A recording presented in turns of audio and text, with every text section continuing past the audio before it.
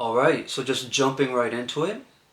Demonic alchemy is the process of interacting with and then integrating different suppressed parts of our psyche that are oftentimes going to be very fragmented because we have suppressed the energies that they are holding. So that energy actually increases its energetic charge, causing that part to become very fragmented.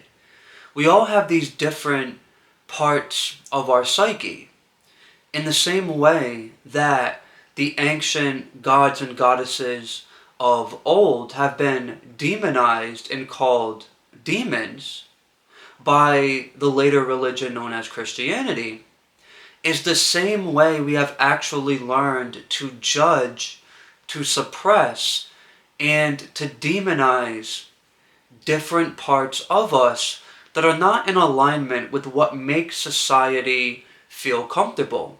For instance, this can be negative personality traits, certain identities, more so wounded inner child parts of us that are more sensitive.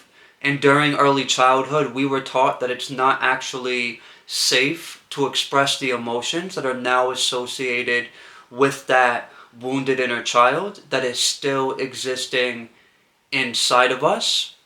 And animalistic parts of the psyche that are more so connected with the reptilian brain and the primal mind in general. We have been taught that we're civilized now, we're in this ordered society, and it's not appropriate to let out your inner animal. That is something that has to be suppressed because we're humans and we're civilized, and a lot of people operate in a way to where they're disconnected from the animal self, and they're doing everything in their power to forget about the fact that they are indeed an animal.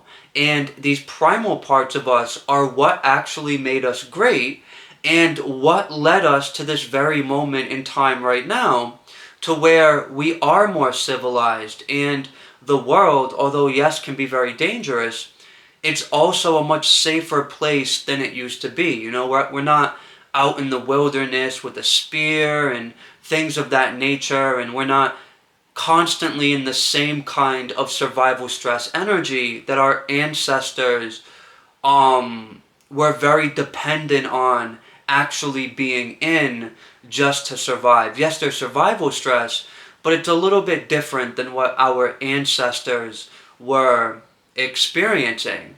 So once again, we have negative personality traits, we have certain identities, we have different aspects of the wounded inner child, and we have primal, raw, animalistic parts of us. All of these different parts and aspects we have learned are not safe. We have learned that we have to mask certain personality traits and certain parts away, and we have to over-identify with the ones that not only make other people feel nice and safe and comfortable, but the ones that help us avoid all of the other parts. So the primal animal parts, and usually this is going to be the wounded inner child parts. So demonic alchemy is the process of actually getting to know all of these different parts. And when we are going through a process of demonic alchemy, we are also interacting with demonic intelligence. Demonic intelligence is going to be archetypal personifications of what we can call dark matter energy. Also, depending on what we're also depending on what we're interacting with, it could be personifications of the void, personifications of these very liminal spaces within ourselves and just within reality in general, and personifications of very raw, very primal energies that actually predate the structuring and ordering principles. These are actual intelligences. They have their own process of, we can say, soul development that they go through, and we usually give them a name.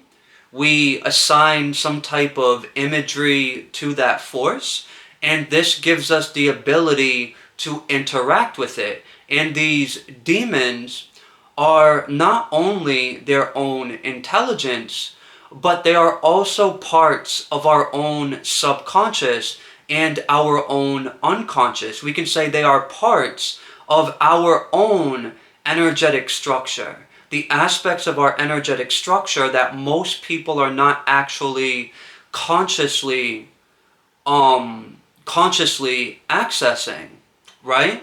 So demons are parts of the deep mind. They are parts of the deep psyche, existing as a part of us, but as well existing as independent forces. These are actually interdimensional intelligences that are existing on an entire spectrum of energy comprised of different dimensions. I mean, this stuff can get very, very complicated, but to simplify it, these are actual spirits. They're not just inner forces. So when we're working with the external thing, when we're working with the external intelligence, we are also stimulating internal aspects of us. And this usually starts with a pressurizing on different parts of the psyche that make up our protective layering. So this is going to be parts of us that have certain belief systems. They project certain identities, and they play certain roles as well. They come with certain behavioral patterns and thought patterns and things of that nature, all to keep us away from the other demonized parts of us that we were taught are dangerous, that we were taught are not safe to actually experience. So we banished them to the unconscious, we can say, or we banished them to the subconscious. Once again, this is going to be the primal animalistic qualities of us. This is why actually when we assign demonic forces and image, it's usually some kind of raw, very animalistic kind of thing that we're looking at. You know, it's a very animalistic, primal kind of image, usually comprised of like different animals, you know, just depending on what we are, you know, what demon we're actually interacting with. A little bit itchy there. As well as different wounded inner child parts of us. These are the parts that we usually lock away while we are identifying with certain identities and negative personality traits and things of that nature.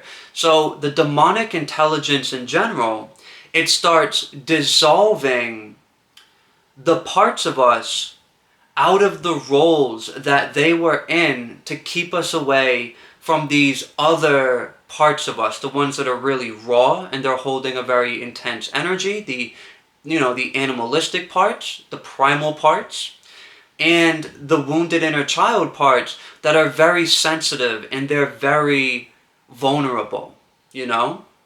So as this dissolving effect is taking place, now the more primal parts and now the more sensitive parts are actually able to start coming to the surface. This is going to come with certain sensations in the body. This is going to come with certain emotional states that will be felt through the body, like grief, loss, pain, anger, sorrow, whatever it might be, just negative emotional states in general. Demons bring us into the negative energies within ourselves.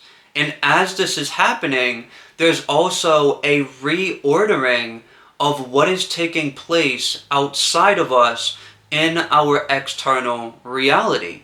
Because demons are extensions of primordial chaos-based energy, meaning energy that is existing in a pre-cosmic state that is containing within it raw, infinite possibility and probability that hasn't necessarily taken form yet in what we would perceive to be the structured, ordered cosmos. I mean, we're talking about energy that exists way before the cosmic algorithm, way before cosmic law was even a thing. I mean, these are very primordial types of intelligences that we're accessing through the archetypal representation that we call a demon. So that primordial chaos has a reordering effect on the order that we have created within our lives, usually from the space of over-identifying with certain identities and personality traits that are then manifesting themselves in the form of this false order that is, our life experience. So demons start breaking that down. Demons start dissolving that, so we can actually have the chance to experience a reality that is much different than what we are used to. So the external reality is starting to break down. It's getting reordered. There's chaos that may be manifesting in our relationships, at work, wherever it might be, just in our life experience in general, at home, stuff like that. There's a dissolving of the protective layering within our psyche that we were utilizing to avoid the more primal aspects of ourselves, as well as the more sensitive, wounded inner child parts. As that inner dam is kind of being dissolved, the suppressed waters of the deep psyche and those different parts that I just referred to start coming to the surface. And by suppressed waters, I mean suppressed emotions, of course. Now we're getting a chance to feel those emotional states, and as we allow ourselves to go into them, which is what we were not actually doing before, we were doing everything in our power to avoid those uncomfortable emotions. Now we're getting a chance to process them through presence. Presence is something that's very powerful, and when we meet a negative emotion with our present moment self, which is our authentic self, it starts neutralizing that negative energy that we were carrying inside of us for so long, and then it starts processing it and it starts releasing it from our body and from our field of energy. And the part of us that was carrying those energies originally, now we are reintegrating those different parts so we can operate from a much more unified field of awareness rather than how we were operating before, or versus how we were operating before, which was just this very fragmented kind of state to where even if we could create an artificial sense or feeling of happiness, we were actually lying to ourselves. We weren't being authentic because there were many different layers of our own being that we were running away from, and we were not being honest with ourselves about, and therefore we weren't being honest with others. We were afraid to, step up to the plate and be like, yo, this is who I am. This is the light that I offer. But instead, we were conditioned to only identify with certain parts of us at the expense of other parts of us that, even though we might be very good at bypassing them, they carry an energetic resonance that is going to keep us in negative karmic cycles, negative relationships, unfulfilling relationships, poverty, mental health problems, physical health problems, and things of that nature.